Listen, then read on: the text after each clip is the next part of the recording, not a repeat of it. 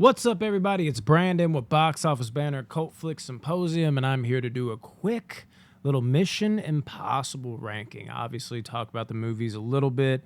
I was going to originally review all these one by one, and then I was going to review the new one, but I had vacation and all that. But I figured I could at least cover them a little bit and talk about the new one when it reaches its ranking. And it might make it more interesting not knowing how I feel about the new one. Maybe it's dead last. Maybe it's first. Who the fuck knows, right? Anyways, let's jump into it. How many movies we got now? 6? No, we got 7, right? Because, yeah, 7 movies. 7 movies. I'm tripping. I was thinking 6 because that's how many is in my 4K box set that I watched. I wouldn't even add in the new one. I'm slipping. Coming in at number 7, dead last. And you could say this is really controversial because this rarely ever happens, if ever, but the first Mission Impossible movie is my least favorite. Everybody clicks off like, I'll be fucking damned. Nothing wrong with this movie. This is a really good movie. I don't think there's even just a good movie. For me, good is like 6 out of 10. I don't even think that exists in this franchise. Everything is really good and above. The first Mission Impossible is kind of like a benchmark for me. It was one of the first, like older, more adult oriented movies I remember seeing in terms of not like I watched a bunch of like horror movies back in the day. I think even before this, like I might have been like 4, 3. Well, when the first Mission Impossible come out, probably like 96. So it was around that time even watching those. But I remember the adult themes. For whatever reason, Emilio Estevez was like a big deal in my household, it seemed like, or like whether it be Mighty Ducks or like the Stakeout movies, Maximum Overdrive. He was always on my TV for some reason. And seeing him in Mission Impossible, I'm 5 years old. I don't really understand who the fuck Tom Cruise is. I'm like, there's Emilio. Ha ha ha, Emilio! Not the Roxbury reference, I know. But I remember seeing Emilio in the movie, and I'm like, there's my guy. And like when you're a kid, you're like putting yourself in their shoes, like he's gonna be a badass on a movie, and like he feels like just as much of a main star. And this movie does something that's so fucking cool that I always love.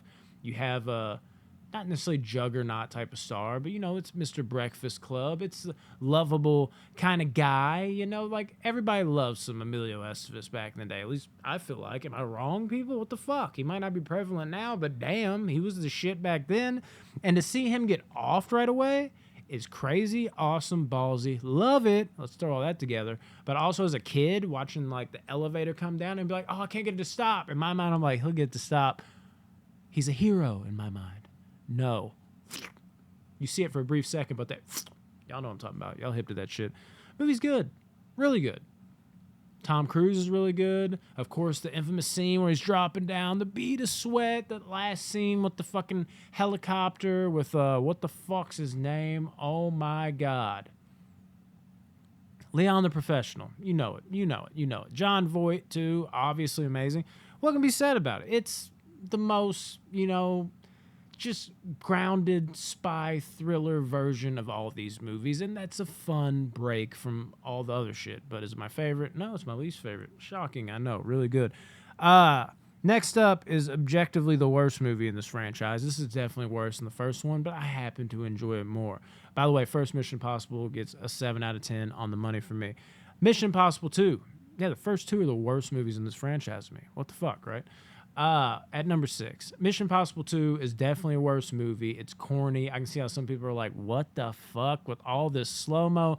But I'm a John Woo fan. I love Hard Boiled. I even, being a big Van Damme fan, love some of his American shit, obviously. This and, fucking Hard Target for one. I just really enjoy this old school type of action. That's more in my wheelhouse of the action movies I love. Some people are like, oh, this has aged horribly. Me, I'm like, I eat it up. I can realize that it's kind of bad and overused, but there's an enjoyment that takes me back to my childhood when I see this type of stuff. And the slow-mo in this movie, this is on the cusp. It's like in the early 90s, late 90s, it was still appropriate. By the time it hit the 2000s, this type of shit had died. So I think for a lot of people, when they see this, they're like, okay, we're kind of done with this. We're 2000s now in that new age. But this movie was made 2000 on the dot. So it's basically 90s. It's like right there. For me, this is like the last movie, at least I can think of off the top of my head, that utilizes this type of overuse of slow-mo, that it just really works for me. I can look at it again and be objectively like, this is like, why are you even using slow-mo right here? But for me, it's a big smile. The last 45 minutes of the movie, like most of these movies, if not all, very fucking entertaining. And Tom Cruise, you know, John Woo's got him doing, you know, spin kicks and shit. Like, I mean, he does variations of certain things, but this is his most, like, in terms of making him look like he can just straight up, like, martial arts fight, probably does the best job. Have a lot of fun with this movie. MI2, 7.8 out of 10. Almost a great movie. Really fucking good, though. For me. Again, objectively the worst. Don't kill me like, MI2 above MI1. For me, people, for me. I've been having to say that lately because people are losing their minds over shit like that. All right, what's coming in at number 5? I actually got to think about this one. At number 5, I'm going to have to go with Mission Impossible 5, Rogue Nation. This movie went up on this last rewatch. A lot of fun with it. The only thing wrong with this movie for me is, you know, 4 kind of dialed it up a notch. This one did too. But 4 and 5 feel very compatible to me, much like 6 and 7 feel very compatible to me. And I'll talk more about that compatibility and vibes and tone and feel. They just go hand in hand. Like 1 and 2 don't necessarily do that. 2 to 3 don't necessarily do that. But 4 and 5 and 6 and 7 do. That's what I meant to say if I misspoke a second ago. And it's as simple as that. 5 is a worse 4 to me. 4 was fresher. This one, great. Can't really say a bad thing about it. It's a great fucking movie. Obviously, like the drowning scene where Tom Cruise is reaching out. It's like a fucking edge of your seat. Holy shit. There's so many great moments in this movie. But Rogue Nation's going to have to be at number 5. What's going to have to be at number 4, though? That's going to be Mission Impossible 4. That's why it's close. This one's 0.2 better. I think 8 point... I might have went a little high on that. I think I settled in at 8.1 on Rogue Nation. Ghost Protocol, I'll give it 8.4. Same thing. This is the first one that really just took it to new levels, man. Ghost Protocol just was like, okay, like Mission Impossible is action-packed, but now it's also got like a bit of fun to it. Like you're just like, you know, whereas before you're like, oh, that's intense. Like, ooh, edge of my seat. That's crazy. Oh, wow. Now it's like got that like, woo, like, oh, man, this shit is fun right now. I'm having fun with it. Really injected that into the franchise, and it made it feel bigger than life. It truly did. Mission Impossible 4, Ghost Protocol at 4. At 3, I got to do Mission Impossible, this is close, 6, Fallout. Fallout, again, the pairing, people. Much like 7. It's even bigger now. Whereas 4 and 5 felt pretty fucking huge, you know? They had their own little thing going on, but it was like a fun type of laugh huge. This one brought the hugeness, made the runtime even longer, but not making the movies any more dull. Even more depth and interesting material within them, and even crazier action sequences that feel bigger than life, you could say. But it brought a serious nature to it that I prefer over the fun, playful nature. So it's like it brought the bigger than life feeling that 4 and 5 brought, but now we kind of retrieve the more serious nature of what 1 and at least 3 were, with the bigger than life feeling. And that, my friends, is a whole vibe, and that's why this franchise seems better than ever, in my personal opinion. Obviously, Henry Cavill, the whole thing at the end with the fucking helicopter, you know, cliffhanger style, literally, and also, like, the movie Cliffhanger. Oh, what a fucking movie. Who doesn't love Stallone? But yeah, fucking dope, dude. 8.7 out of 10. Now, the new one, yeah, it's this high, people. Is it number 1, or is what's left, Mission Impossible 3, number 1? For me, the new one, Dead Reckoning, comes in at number 2.